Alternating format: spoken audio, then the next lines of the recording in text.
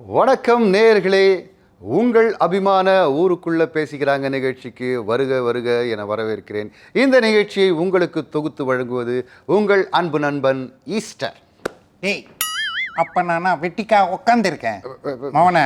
நான் சொல்கிறத கேட்கல, பொருடிட்ட சொல்லி ஆங்கரை மாற்றிடுவேன். கிளிஜி கோவப்படாதீங்க, மன்னிக்கணும் மகாஜனங்களே. இந்த நிகழ்ச்சியை கிளிஜியோடு சேர்ந்து தொகுத்து வழங்க போகிறது ஈஸ்டர். கரெக்ட். கிளிஜி உங்ககிட்ட ஒரு சின்ன ஆப்ளிகேஷனு. உங்கள் ஜனங்கள்லாம் ஊரெல்லாம் போய் எல்லாருக்கும் ஜோசியம் சொல்கிறீங்க. என் கையை பார்த்து நான் பெரிய ஆங்கரா, பெரிய நடிகனா, தலை மாதிரி வருவேனா அப்படின்னு பார்த்து சொல்லுங்களேன். இது சரியான ஓட்டக்கை. குருமேடு, சுக்கிரமேடு, சூளமேடு எதுவும் சரியில்லை. சூளமேடா? மொத்தத்தில் சொல்லணும்னா இன்னைக்கு வாயை திறந்து வம்புல மாட்டிக்குவேன். சரி, இன்னைக்கு எதை பற்றி பேச போகிறேன்? எதை பற்றி பேச போகிறதில்ல. ஏற்கனவே வாயை கொடுத்து வம்பில் மாட்டிப்பேன்னு தெளிவாக சொல்லிட்டேன். நான் எதுக்கு அனாவசியமாக வாயை திறக்கணும்? நம்ம தேநீர் கடையில் அந்த டுபாக்கூர் அரசியல்வாதி அருமை நாயகமும் ஓசியில் டீ குடித்து ஒன்றுக்கும் உதவாமல் போன தேனப்பனும் பேசிக்க போகிறாங்க. அவங்க என்ன பேசிக்கிறாங்கன்னு வா கேட்போம். இந்த பேர் பழைய பாக்கி 250 ரூபா அப்படியே இருக்குது. அதை கொடுத்துட்டு அடுத்த ட்ரிப் வைக்கிற அப்போ தான் கடன் கொடுப்பேன், இல்லைனா கடன் கொடுக்க மாட்டேன். ஏய், என்ன ரொம்ப சிலுத்துக்கிற? தான் இப்போ எலெக்ஷன் வருது இல்லை? ஆமாம், ஓட்டு போடுறதுக்கு நீ நானும் போட்டி போட்டுக்கின்னு அத்தனை கட்சிகளும் மாலு வெட்டுவாங்க. கலெக்ட் பண்ணி குத்துறேன்டா பிசாத்து 250 ரூபா பட. ஓ, ஆள் தான் வளர்ந்துருக்கேன், கொஞ்சமாவது மூளை வளர்ந்துருக்கா? ஓட்டை வாங்கி துட்டு போடுறேன்றிய கொஞ்சமாவது அறிவு இருக்கா? ஏய், அப்படியாப்பட்ட காசு வாங்கி நீ எனக்கு கடன் கொடுக்கணும்னு அவசியமே கிடையாதுடா. அப்படியாப்பட்ட காசே தேவை. நீ என்ன பண்ணுற, டெய்லி வந்து ஓசிலேயே டீ குடிச்சிட்டு போ. சரி, நான் கொஞ்சம் வெளியே போயிட்டு வரேன், கொஞ்சம் பார்த்துக்க கடை. காலையில் சரக்கு அடிச்சிக்கிறியா? இல்லைப்பா, நேற்று கொஞ்சம் டைட் ஆகிட்டேன். ஓ, வந்துடுறேன், பார்த்துக்கோ, வந்துடுறேன். ஐயோ, கட்சி பணிகள் இருக்குமா? ஐயோ, 234 தொகுதிக்கு வேட்பாளரை போடணும், கூட்டணி பேச்சுவார்த்தை வேற நடத்தணும். நான் பயங்கர டென்ஷனில் இருக்கேன். தொண்டர்கள் கூட்டம் வேற அப்படியே பாஞ்சிக்கிட்டு இருக்காங்க. நீ அடிக்கடி ஃபோன் பண்ணி அதை கொடுக்குறேன் இதை கொடுக்குறேன்னு தொந்தரவு பண்ணாத. வைமா போனேன். அறிவு இல்லைண்ணா உனக்கு? எவன் அருமை நாயகன் பேர் வச்சுது? எருமை இல்லை, அருமைன்னு நல்லா தான் வச்சுக்கிறாங்க. அது கொடுக்குறேன் இது கொடுக்குறேன்னு ஃபோன் பண்ணுறது இந்த காலத்தில் அரிது. கொடுக்குறது ஏன் வானான்ற? வாங்க வேண்டியதானே நீ? அடே அறிவு கட்டவனே, அவங்க லோனை கொடுக்குறேன்னு உயிரை வாங்குறாங்கடா. லோன் கொடுத்தா வாங்க வேண்டியது தானே? எதுக்குன்னு கேட்குறேன். லோனை கொடுப்பாங்க, அப்புறம் ஆட்டோவில் சுமோவில் ஆள் அனுப்புவானுங்க, இல்லை போலீஸ்காரங்களை கூட்டின்னு வந்து லத்தியால் பின்னுவானுங்க. இதெல்லாம் நமக்கு தேவையா? அதனால் வேண்டான்னு சொல்கிறேன். ஆனால் டெய்லி நொய்யான்னு 10 தடவை ஃபோன் பண்ணி பர்சனல் லோன் வேணுமா, ஹவுசிங் லோன் வேணுமா, அந்த லோன் வேணுமா, ஆட்டு லோன் வேணுமா, மாட்டு லோன் வேணுமான்னு உயிரை எடுக்கிறாங்க. உனக்கு என்ன இப்போ யாரும் உனக்கு ஃபோன் பண்ணி லோன் வேணுமான்னு கேட்கக்கூடாது, அவ்வளோ தானே மேட்ரு? ஆமாண்டா, சிம்பிள் மெத்தட் இருக்குது. அதுக்கு சிம்பிள் மெத்தட். ஃபோனை வச்சிடலாங்கிறியா? ஐயா, ஃபோனை வச்சுட்டா அப்புறம் உன் தொண்டர்கள்லாம் உன்னை எப்படி கான்டாக்ட் பண்ணுவாங்க? ரொம்ப உனக்கு வேறு பெரிய பெரிய கட்சிகளோட கூட்டணிக்கு வந்து தலைவர்கள்லாம் பேசுவாங்க.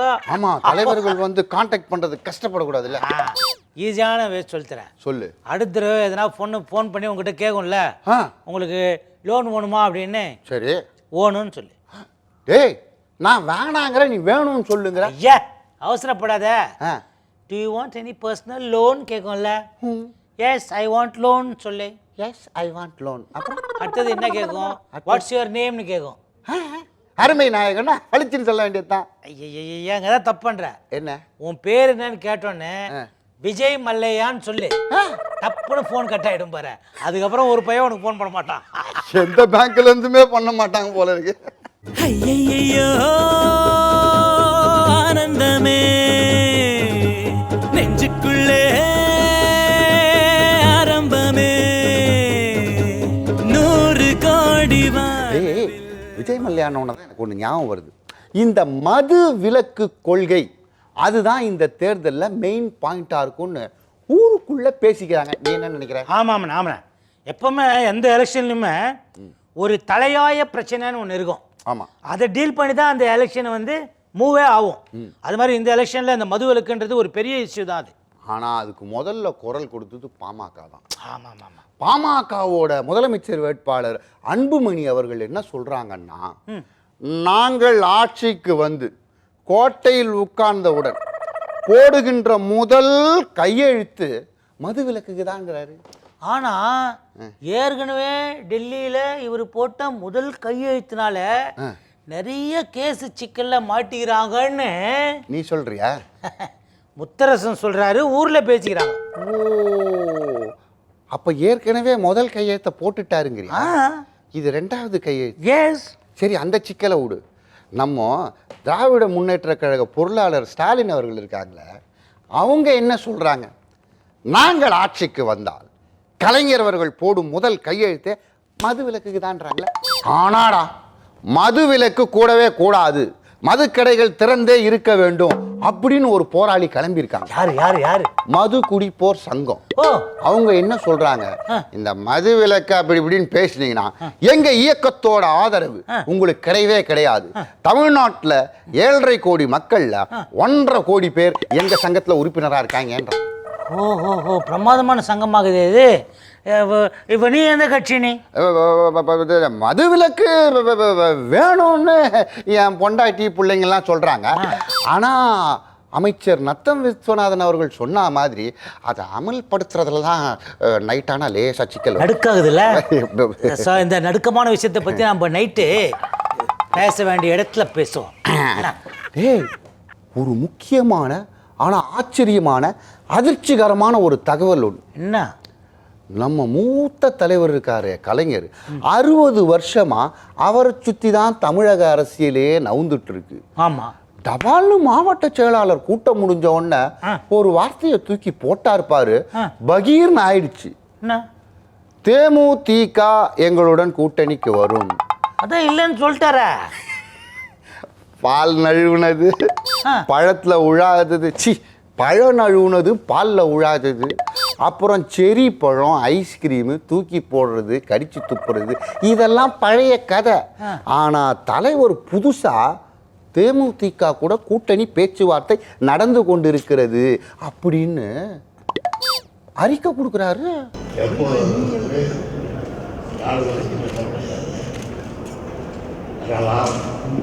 என்ன உண்மை புரிய மாட்டேது. ஆனால் அதே சமயம் கேப்டன் மேட்டரில் என்ன நடக்குதுன்னு சொல்கிறாங்கன்னா, இந்த மாதிரி மக்கள் நல கூட்டணி வந்து அவரை வந்து சந்தித்து அவர் தலைமையில் நம்ம எலெக்ஷனை சந்திக்கலான்ற ஒரு முடிவோடு புறப்பட்டு வந்த மாதிரியும், இவர் அவங்களுக்காக காத்திருந்த மாதிரியும், கடைசி நேரத்தில் ஏதோ பேரணி காரணமாக அவங்க வராதால கேப்டன் அப்செட் ஆகிட்டாரு அப்படின்னு ஊரில் பேசிக்கிறாங்க. எதுனா ஒரே குழப்பமாகுதுண்ணே. எனக்கு ஒன்றுமே புரியல.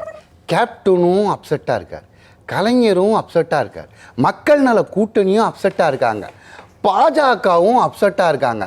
ஆனால் ஹாப்பியாக இருக்கிறது ஆளும் கூட்டணி தான்னு ஊருக்குள்ளே பேசிக்கிறாங்க. ஊருக்குள்ளே பேசிடுறேன். இப்போது இந்த கூட்டணின்னு நம்ம பேசுகிறோமே, இந்த எலெக்ஷனில் நிறைய அரசியல் கட்சிகள் கூட்டணி வைக்குது.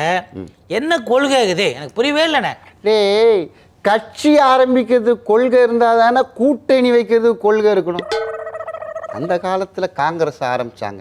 ஏன் ஆரம்பித்தாங்க? அது வெள்ளையானே வெளியேறு சுதந்திர இந்தியா அப்படி ஒரு கொள்கை இருந்தது. நீதி கட்சி ஆரம்பித்தாங்க. ஏன் ஆரம்பித்தாங்க? நீதி கிடைக்கணும், பரவாயில்ல எல்லாருக்கும் நீதி கிடைக்கணும், சமூக நீதிக்காக ஆரம்பித்தாங்க. திராவிடர் கழகம் ஆரம்பிச்சாரு பெரியார். ஆமா. அதுக்கும் பெண் விடுதலை வேண்டும், சாதி கொடுமைகள் ஒழியணும், மூட நம்பிக்கைகள் அழியணும்னு ஒரு கொள்கை இருக்கு. ஏழை பணக்காரன்ற வித்தியாசம் இருக்கக்கூடாது. அங்க இருந்து பேரறிஞர் வெளியில வந்த கடமை கண்ணியம் கட்டுப்பாடு. கரெக்டு.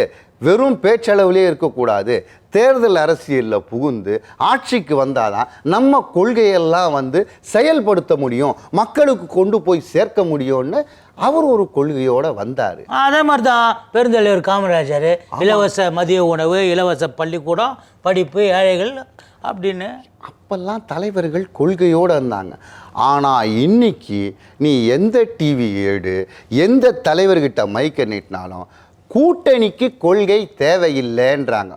இப்போ மக்கள் நல கூட்டணி நாங்கள் கொள்கை கூட்டணின்னு சொல்கிறாங்க. ஆமாம், கரெக்டு தான். இலங்கை தமிழர் பிரச்சனையில் வைகோ அவர்களுக்கு ஒரு நிலைப்பாடு, கம்யூனிஸ்டுகளுக்கு வேற நிலைப்பாடு. ரெண்டும் வேறு வேறு ஆங்கிள் இருக்குதுல்ல?